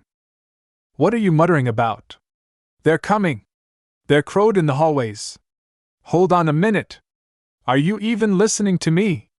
Kota was in his own little world. He finished the final revision to the nail gun when he noticed they were beginning to bang on the door. An evil smile appeared on his face as the horde continued to bang on the door. With the final push, the horde busted through and began to run toward them. With every step they take, Saya became more scared and frightened until one was right in front of her. A nail pierced its brain, killing it instantly. Looking at the only person in the room, she was relieved. Hirano-san? He had a sadistic look on his face as he took aim and shot some more nails into their infected brain. Put the drill, those nails and gas can into the bag. Oh, and the toolbox too, he asked Saya, but she argued about him ordering her around. He just looked at her with an evil look on his face before it turned sweet. Pretty please? Saya wasn't sure at what she had seen but agreed anyways. After shot the remaining zombies, Kota noticed that there was water dripping down the window, making him think there was a fire in the school. Saya ignored this and the 2 of them soon left the arts and crafts room. Kota looked at Saya before saying, Takagi-san? Saya stopped to look at him. Do you think that Uzumaki-senpai is alright since he was the first to have fought them? Saya looks at him before continuing, but not before saying, If he did, then I'm not a genius, he will make it. Kota was confused by this. How could you be so sure about this? Instead of taking about her intelligence, she said, He is the strongest person in the school, everyone's afraid of him, but also he knows what he is doing. He is having the time of his life. This was the last thing they said as they made their way anywhere else. 35 minutes early. On the third floor on the east wing of the school, the hallways were currently empty except for 2 people. The door to the school's library slow opened with a slight creaking sound that echoed throughout the empty halls. As a pair of green eyes and brown eyes look through the slight opening that leads to the hallways. "Do you think it's safe? Are they gone?" one of the voices said as softly as they could without attracting attention their way. "I think so, there's nothing here. It's really quiet out there," the other voice spoke out in response. The door slowly opened some more as the 2 voices looked out into the hallways to make sure that no one was there. One of them sighed in relief since nobody but the 2 of them were there. "Thank God! We can finally catch a break," the person said as they sat on their butts next to the library door. The other person was still looking down the halls, making sure that no one was there. "Where do you think we should go now, Masuzu-san?" The person that was standing now reveled as Masuzu Ichiju was second year at Fujimi. She was wearing the standard school uniform. She was 5 feet 5 inches. She is 17 years old, has black hair that was tied into a bun-like fashion and a C-cup-sized frizz. "I honestly don't have a clue, Toshimi-san." The other person was Toshimi. Nikki was also a second year like Masuzu and was wearing the standard uniform too. She was also 5 feet 5 inches, 17 years old. She has brown hair with braided pigtail and is combed in the front. She also has D-cup-sized frizz. "Maybe we should go to the staff room." Masuzu thought about it. She looked her friend before shaking her head no. Toshimi sighed before standing up, making her boobs jiggle a bit. "Toshimi-san, we should just go to Uzumaki-senpai's office." Toshimi looked at her best friend in confusion. Looking at the other options they have, this was definitely the best one since it was a lot closer than the staff room and that Naruto is really strong, and in girls' words hot. "Okay, let go." Masuzu grabbed their friend's hands before they took off running to the central building. Just as they turned the corner to the hallway that leads to the bridge connects the 2 buildings together, both 2 of them were knocked out and dragged into a nearby classroom. 5 minutes before Toshimi and Masuzu knocked out. On the second floor on the east wing of Fujimi High School, Naruto was busy fighting the undead. No matter how many he kills, there is always more waiting. He sidestepped another one before jamming his tonfas into the back of its head. Naruto looked down the hall, seeing more of them. He couldn't risk going head-on with them. He'd been fighting for more than 3 hours. He was tired, not to mention he didn't get much sleep. He then saw them make their way to his position. Naruto acted quickly and sprinted in the other direction, making a sharp right turn, shoving one of them out of the way, and began to head up the stairs, kicking 2 zombies, making them fall down the flight of stairs, breaking their neck in the process. Seeing that none of them were following him made him at ease. He leaned against the wall in order to catch his breath. Wiping the sweat off his brow, he crept against the wall to see how many of them were there. Naruto didn't know whether to be worried or happy, since in every hallway he'd been in or seen there were always some sign of human presence, and or zombies. The halls were clean like before the outbreak even started. No blood stains, no smells of dead flesh, nothing. It was putting him on edge. Pushing himself off the wall, began to stalk the halls once more. When he reached, he saw something coming from behind the corner. Acting on reflexes, he lashed out, hitting it and the one behind it. Oh shit! Naruto was wide-eyed. He ended up hitting 2 girls, who were not felt guilty. For one, he hit a girl who was defenseless. No matter what did, there was one thing he avoided at all costs if he could, and that was hitting women in general. Of course there were exceptions to the rule, and this was not one of them. He quickly kneels next to them, making sure they were okay. To his relief, they seemed to be okay, but he needed to get them out of here. They were the only people that he knew of that were not bitten. He picked the 2 of them off and went to the nearest room available. After propping the 2 girls on the far side of the room, Naruto locked the door and made sure that the halls were empty. Naruto laid against the wall, making sure he was a far distance from both the girls and the door. He then started to empty out his pockets to see what he has on him. He had a cell phone, some of the keys to the school, 60 bullets, and the revolver, his tonfas. Wait a minute. Naruto looked closely, inspecting his weapon of choice with a fine eye, realizing that his tonfa started to gain multiple cracks on it. Great of all the time it begins to wear out. With this many cracks, I say it has about 4 good hit in it before it falls apart. It was not surprising that it started to wear out. It wasn't made of tin. He was lucky that it lasted this long. Thanks to his condition, he made it work like if it were made out of steel. If it breaks, I'm going to need to use something else or somehow gain a spare. Putting everything back to its original place, he heard the two girls start to get up. Tashimi groaned in pain a little. She didn't know what was going on. All she remembered was running down the hall with Misuzu, then getting knocked dash. Tashimi jolted up. She was wide awake. She was both scared and nervous. Anything could have happened to them when they were out. Misuzu woke up soon after. She was reacting just like her best friend. Naruto could almost see what was going to happen. He quickly made his way over to them. Just before girls screamed in fear, Naruto put his hand on top of their mouth, stopping it. The girls were scared. He can tell that they were scared. He mouthed to them to be quiet, making them squirm even more. The three of them stood silent when just outside of the door they heard the song of the infected. The shadowy figure of the zombie just made it way slowly past the door. Naruto's heart was pumping in his chest. A cold sweat ran down his spine. It stayed there for a second before continuing down the hall. Naruto sighed in relief, removing his hand from their mouth. He stood up, offering a hand to the two of them. Tashimi hesitated for a bit but took it anyway. Misuzu was the same. Look, I know you have a lot of questions, but we need to get out of here and fast. They both nodded in agreement. While they were not in a good state of mind at the moment, if going with him gets them out of here alive, and well, they were going to take it. Okay, stay behind me and don't make too much noise. And with that, Naruto and the girls made their way towards the faculty room. Around the same time, in the disciplinary office with Mika and Kyoko. Mika was getting a headache for who knows how. She was trying to crack Naruto-senpai's safe. She was still in the disciplinary committee's office with Hayashi-sensei, who was laying on the couch asleep. Thanks to the broken air conditioner, they were forced to take off some of their clothes. Kyoko took off her jacket, and Mika was in her stuck wearing one of Naruto's gray undershirt, which was pretty tight around her face. It still beats being sweating in her uniform. Was it 9-4-7-6 and right 24 left 34 right 01? After she plugged in the numbers and turned the handle, it wouldn't budge.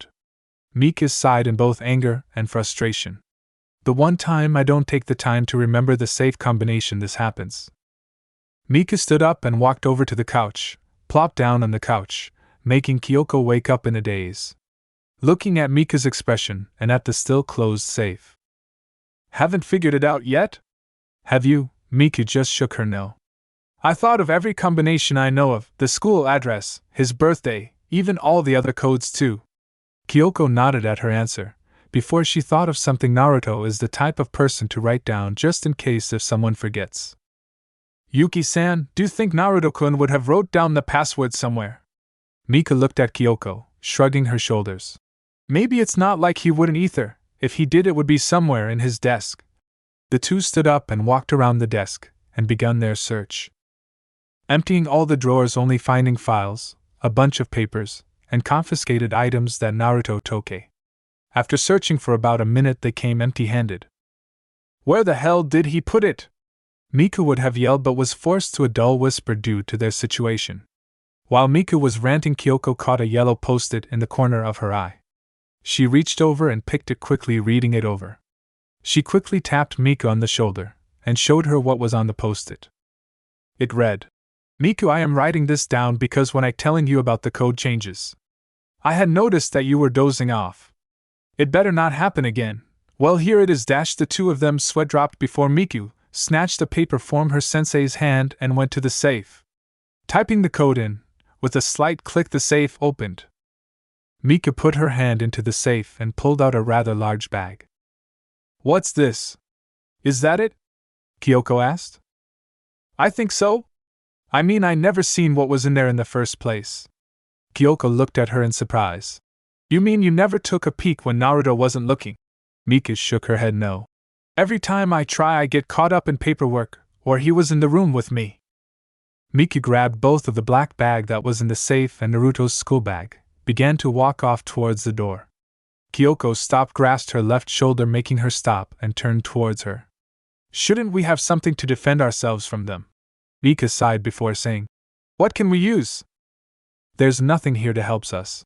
Mika had a point, there was nothing here to defend them from the zombies. Mika brought up two fingers to her chin and thought before saying, If we could make it to the faculty room, there may be something there. Mika's eyes then light up when she realized.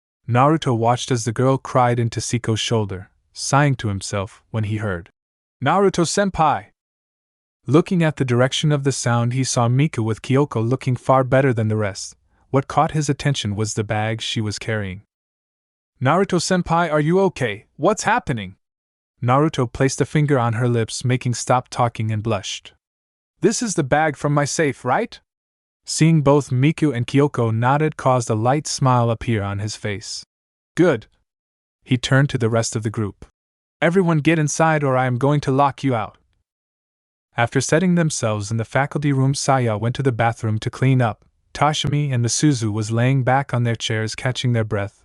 Rei was leaning on her broom staff. Siko was rubbing her shoulders and Kyoko was rubbing her feet. She was wearing high heels. Shizuka was sleeping with her head down on the desk. Naruto was watching the guys build a barricade before stopping them. "What are you doing?" Kakashi stopped and looked at Naruto before saying, "We're building a barricade to dash. What you're doing is trapping us inside. The door is strong enough to stop them from getting inside until we're armed. Take it down."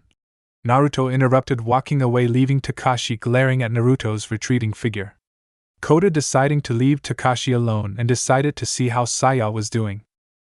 "Takagi-san, are doing okay?" When Koda rounded the corner that led to the bathroom, revealing that she was wearing glasses. Saya looked surprised as she looked at Koda in surprise and embarrassment as he said, "Glasses?" making her walk away to avoid further humiliation. Naruto was currently looking through his bag when Siko approached him from behind. "Naruto, are you alright?" Siko said, almost hesitate. Naruto sighed in frustration. "Yeah, just stress out. I have been fighting since this morning. I'm dead tired. The next time we stop for a break, I will take a nap." Siko gave Naruto a small smile. "Just don't overwork yourself like last time." Naruto scoffed at her. "It was one time, you're still holding that over my head?" Siko shook her head at Naruto's headstrong attitude. "Were you always this stubborn?" "Yes, but you never seemed to notice," Naruto explained as Siko sighed. "Fine, just be careful, okay?" Naruto looked at her before saying, "Were you always this worried about my health?" She just shook her head as she commented, "Not always," before giving a light peck on his cheek and left before anyone notices what she did. Naruto just so there dumbfounded at what she just did before shaking his head, filing it away for later, and pulled out everything from the bag. In the bag was 2 pairs of military-issue two-way radios that his mother got him for Christmas 2 years ago, a first aid kit, 2 flashlights, a lighter, a stun gun, and a flare gun. Putting these aside and pulled out a smaller bag, opening it up, and what was inside put a smile on his face. It was an Excite copy of his tonfas, but this was heavier and made of steel. He checked over his tonfa, making sure it was good, before doing a couple of test swings. Finding it to be to his satisfaction before putting it away, and was looking over the rest of the equipment when he heard Kakashi talk. "Sensei, where are your car keys?"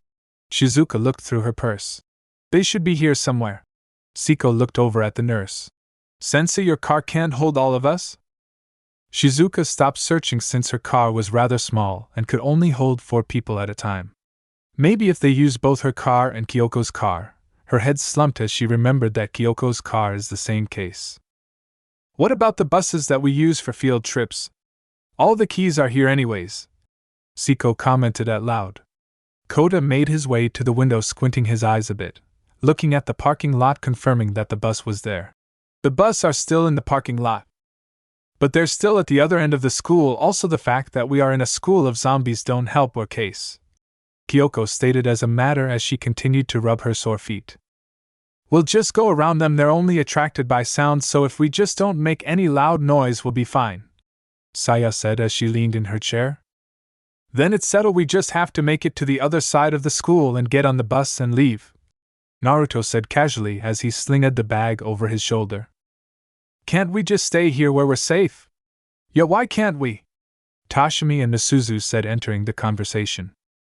"Well, for one, we don't have any food, limited water, and in a building filled with the undead," Mika said, making the 2 girls mutter good point. "And besides, where would we go if we do make it on the bus?" Takashi took a sip of his water bottle before saying, "Well, for one, I would like to make sure my family is okay." Naruto and Saya snorted at the idea. Everyone's homes are pretty close by, and if their families needed it, we should at least help them, too. After that, we'll find somewhere safe to stay. Kakashi explained. Are you crazy? Do you know how long it would take to find everyone's families, get supplies, and find a place where it's safe? Not to mention the hordes of the undead coming after us, there's bound to be people losing it too. Naruto explained. While he is all for looking for his mother, it's just too risky to go around blindly and look for her. And besides, we're bound to find them eventually. If they're still alive, Naruto added in his head as Saya continued. The police and self-defense force are already on the move. After all, if they handle this like they'd handle an earthquake, there should be someplace that the people are being evacuated to, Saya said as she examined her bloody clothes. Most people in the room agreed with Saya's point. It's very likely that there are already people being evacuated. Naruto noticed that the girl Rei was being too quiet. He saw that she was looking at the TV with a worried expression. What's wrong?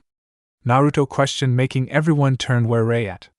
Rei, what's up? Kakashi looked up at the TV. Siko grabbed the remote on the desk and increasing the volume. All was silent as the sound of the TV echoed throughout the room. A news report, Kakashi said out loud. Naruto rolled his eye in annoyance. No, Sherlock. Because of large number of outbreaks all throughout the country, the government has been forced to reconsider its emergency policy. However, when questioned on the ability of the self-defense force to maintain public order, the representatives would not comment. The death toll of the area has supposed to have already surpassed 1,000. The prefecture governor is going to make a speech directed to those evacuated. When this was going on, they say police officers start to roll body bags toward the ambulance. Oh, this just in. The police have an announcement. They still don't know what is the cause of the situation. The officers in the background pulled their guns out and fired when they saw the body bags start to move. One even stood up. The drop to the ground, the reporter began to scream in her cry for help. The TV began to static until it returned to the news station. Nobody was listening. Is that it? Why aren't they showing anything more? Kakashi questioned. Naruto sighed. Was he really stupid? Fortunately, Saya answered the black-haired youth question. They don't want to cause panic among the viewers. Everybody looked at Saya with a confused look except Naruto, who was still watching the news for anything else, but kept an eye on the group. But even with what they just saw? Saya looked toward Rei. It's because of what they just saw. Sei looked back at the TV but kept talking as she pushed up her glass. Fear causes chaos, and chaos can destroy the order of society. Naruto then interrupted. And without order, all will be lost. Saya glared at Naruto for interrupting her.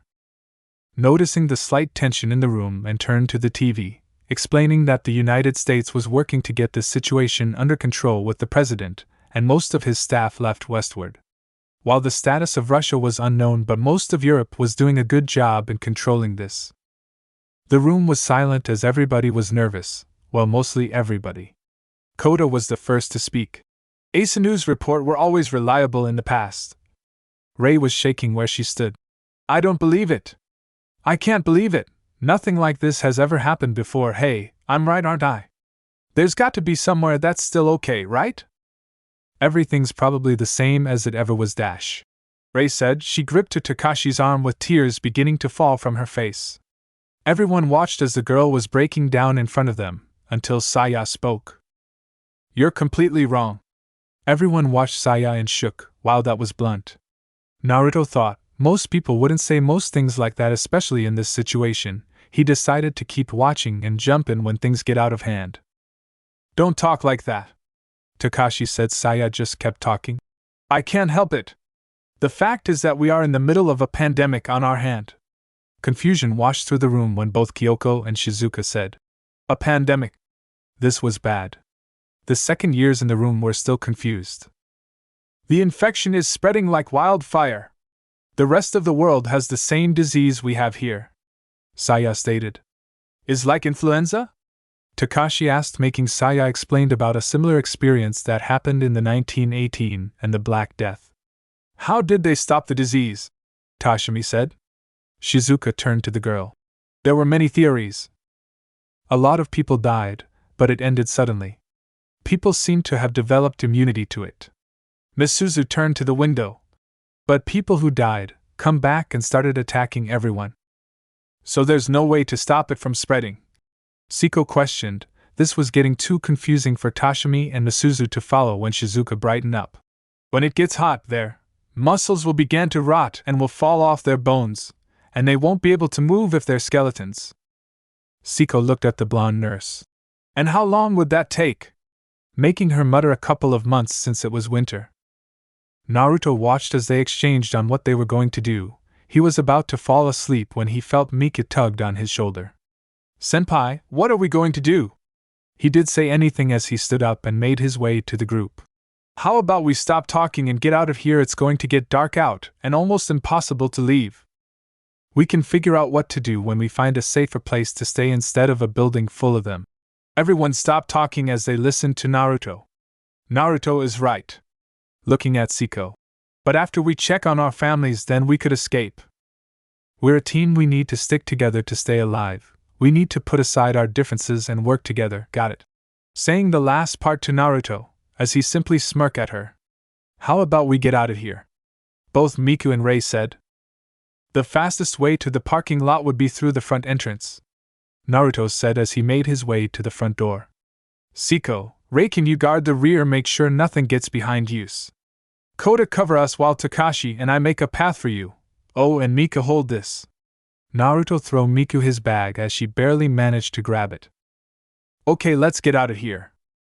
Naruto rushed forward and swung both his tonfas, killing 2 zombies before they saw it coming. We're leaving, don't overdo it.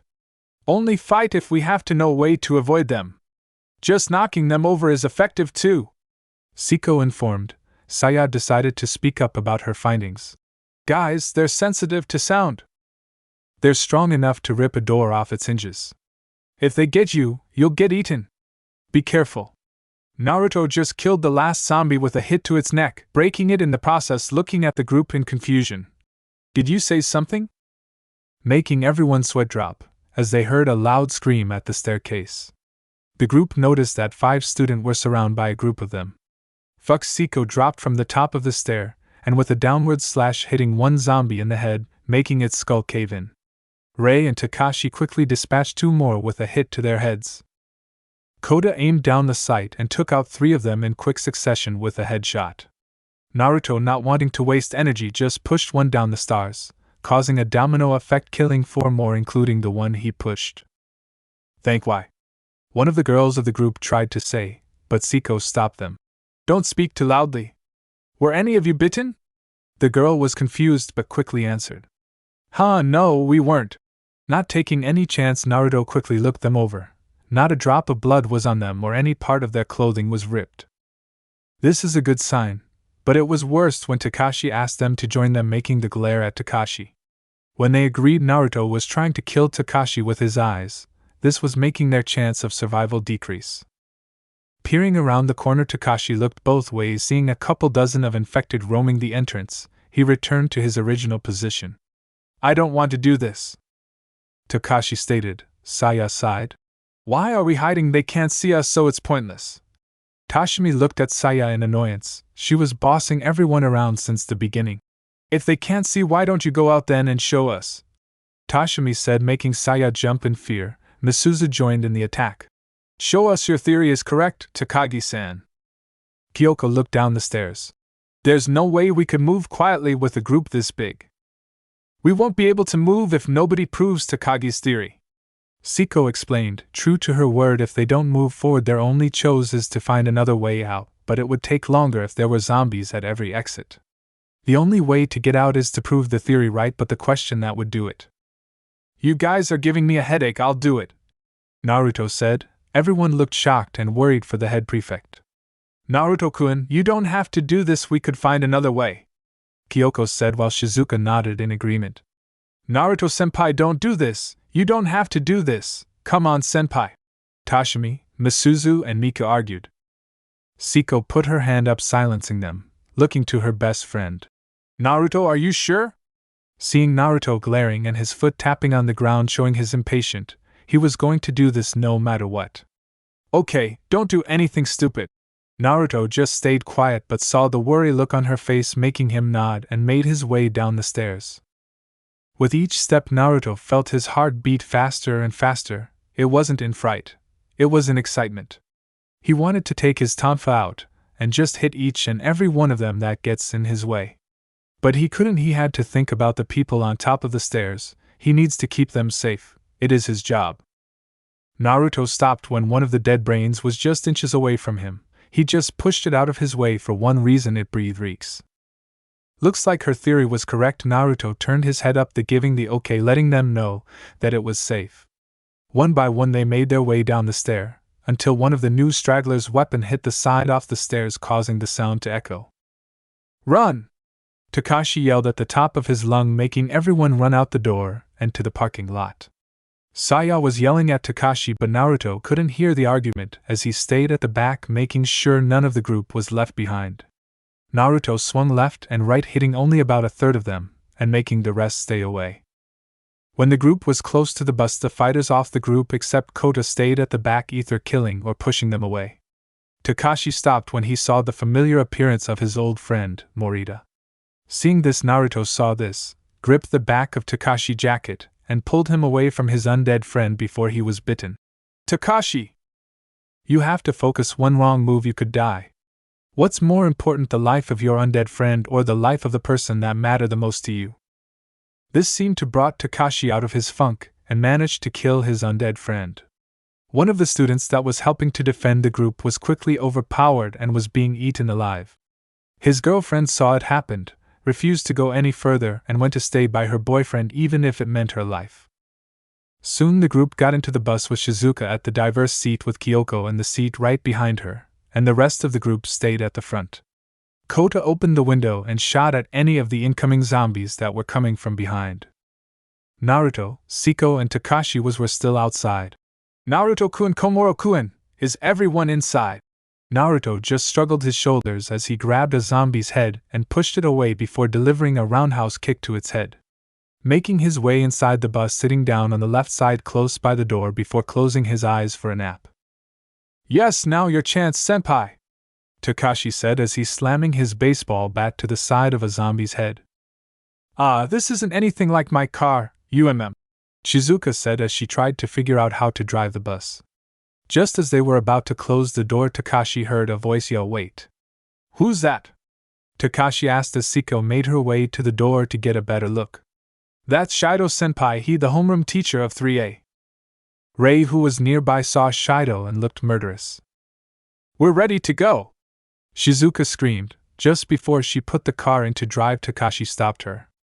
"Hold on!" Shizuka looked at Kakashi with an angry look. "They're coming from the front too! If we wait any longer, we won't be able to leave!" Kakashi looked at the front window, seeing a group of the gathering in front of the bus. "Couldn't we run just them over?" Saya joined in the conversation. "Would everyone be able to fit in here?" Kakashi nodded and gripped his bat and started to head outside. "We're not going to save him," Rei said as she grabbed Kakashi, preventing him from leaving the bus. "Rei, what the hell are you saying?" Kakashi yelled at Rei. He was confused. She was trying to stop him from saving the life of their classmates and teacher. "We shouldn't save him. That kind of person is better off dead." Naruto from his seat and without opening his eyes said, "I have to agree with her, there are some people better left dead." The two looked at Naruto, speechless, hearing him say that was shocking enough. While this was going on, Shido had his group make their way to the bus, and kicking away one of his student and letting the rest get away. As soon as everyone was inside, Shizuka stepped on the gas pedal and charged through a group of zombies and crashed through the front gate, heading towards the city. Rei looked at Kakashi and Shido enraged before she sat down, thinking that he was going to regret ever saving that bastard. Takashi's seat in the seat next to her was Siko next to Naruto, who was asleep when everything was going on. The bus took a left and head down, making everyone see the smoke rising from the town. As the bus drove down the street, everyone was seated, just watched the scenery pass them by while Kota and Siko were maintaining their weapon. Naruto was still sleeping. All was quiet when Shido stood up from his seat and made his way towards Siko, who was wiping the blood from her bakken. "I never got to thank you for saving us, Byusajimiya-san. Are you the leader of the group?" Siko stopped and looked toward the older male and said, "No, we relief on each other to survive, but if there was anyone who was taking charge, it would be Naruto," Siko said, pointing to the sleeping male who shifted lightly, making his head move and making it rest on her shoulder. Siko noticed it but kept herself calm as Shido made a snare on his face before smirking. "That's not good. In order to survive, we need to have a leader who is able to make the tough calls and able to keep us alive," Shido said. The bus was silent after that as they drove, hitting a couple of infected along the way. "Why do we have to be with you guys?" one of the members of Shido's group questioned out loud. "You all decided on where to go without telling us. Wouldn't it have been better to just find someplace we could hide out at in the dorms or in the school?" Everyone was either listening to the guy's rant or was trying to ignore him. Shizuka saw a crash site in front of her, quickly braking and stopped just in time before they crashed into an incoming car going the opposite way, making the driver yell at them. "Tsunoda is right, you know," another member of Shido's group. "We're only putting ourselves in more danger by driving this way. We should stop somewhere." Shizuka and Kyoko looked outside the window, seeing a helicopter fly by with people or zombies. They couldn't see it from where they were sitting trying to get into the helicopter. One of them lost their grip and plummeted to the ground. Shizuka and Kyoko looked like they were going to throw up. Someone from the back. "Can't you drive any slower? I'd almost dash." That was it. Shizuka stepped on the brake and went to the side of the road, unbuckling her seatbelt, making her face jiggle from the sudden motion. "That's enough, lay off of me. I've never driven one of these before." Looking at the blonde nurse in surprise, she never yelled back at anyone, even if they're disrespecting her. Tsunoda turned his attention to the person he hated for a long time. "What's with you? What the fuck are you looking at?" Kakashi looked both confused and slightly aggravated at Tsunoda. Siko moved Naruto off her shoulder as she stood up and narrowed her eyes at Tsunoda. "Why are you acting this way?" Tsunoda then barked. "I just don't like him, and I especially hate him. I fucking hate these bastards." Point at Kakashi, then to the sleeping Naruto who shifted in his sleep. "Why do you hate me? I don't even fucking know you," Kakashi said as stood up. Everyone turned to the two teens fighting. Koda looked ready to jump in at any moment, but Saya brought her arm in front of him, making him put down his arm, but kept an eye out just in case.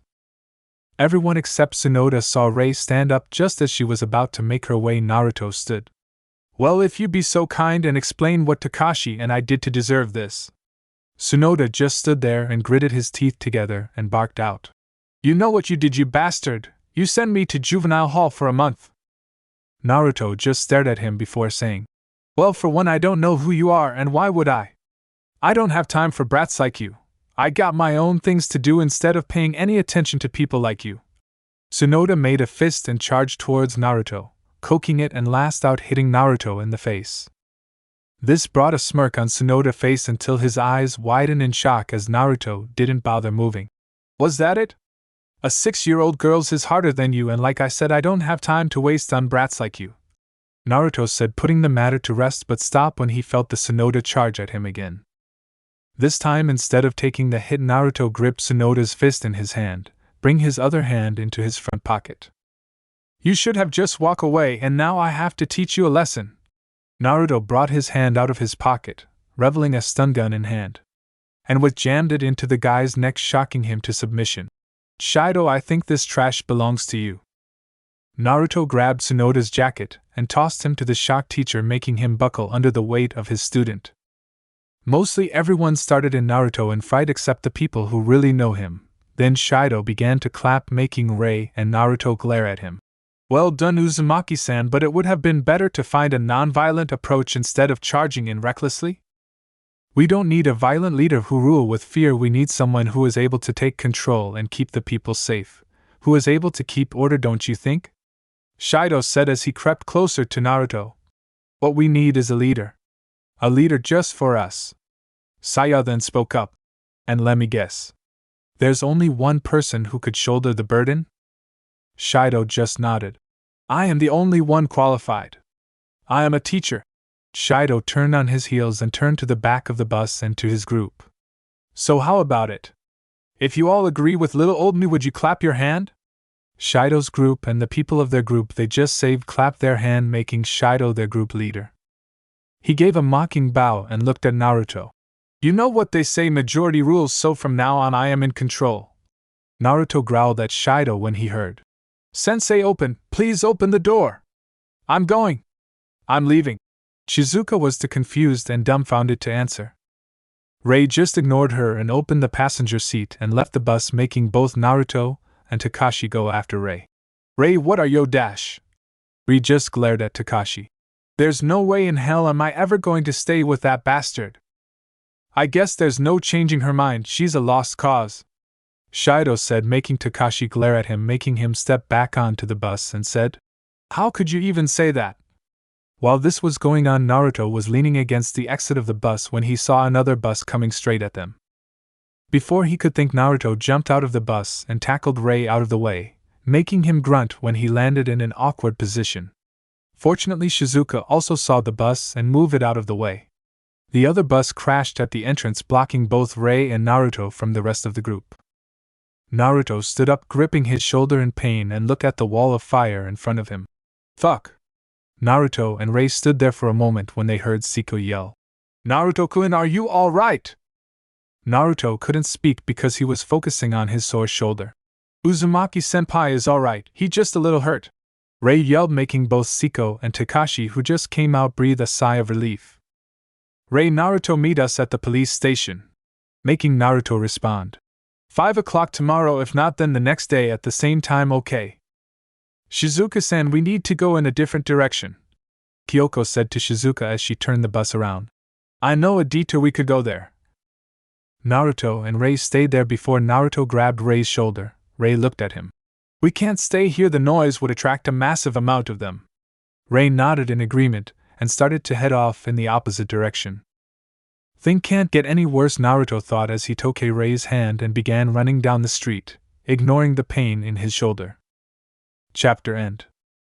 Now watch daily exclusive uncensored lemon stories and mature content, along with NSFW images, featuring harem girls characters from the fics. Access all this and more on my Patreon. Click the link in the description to explore.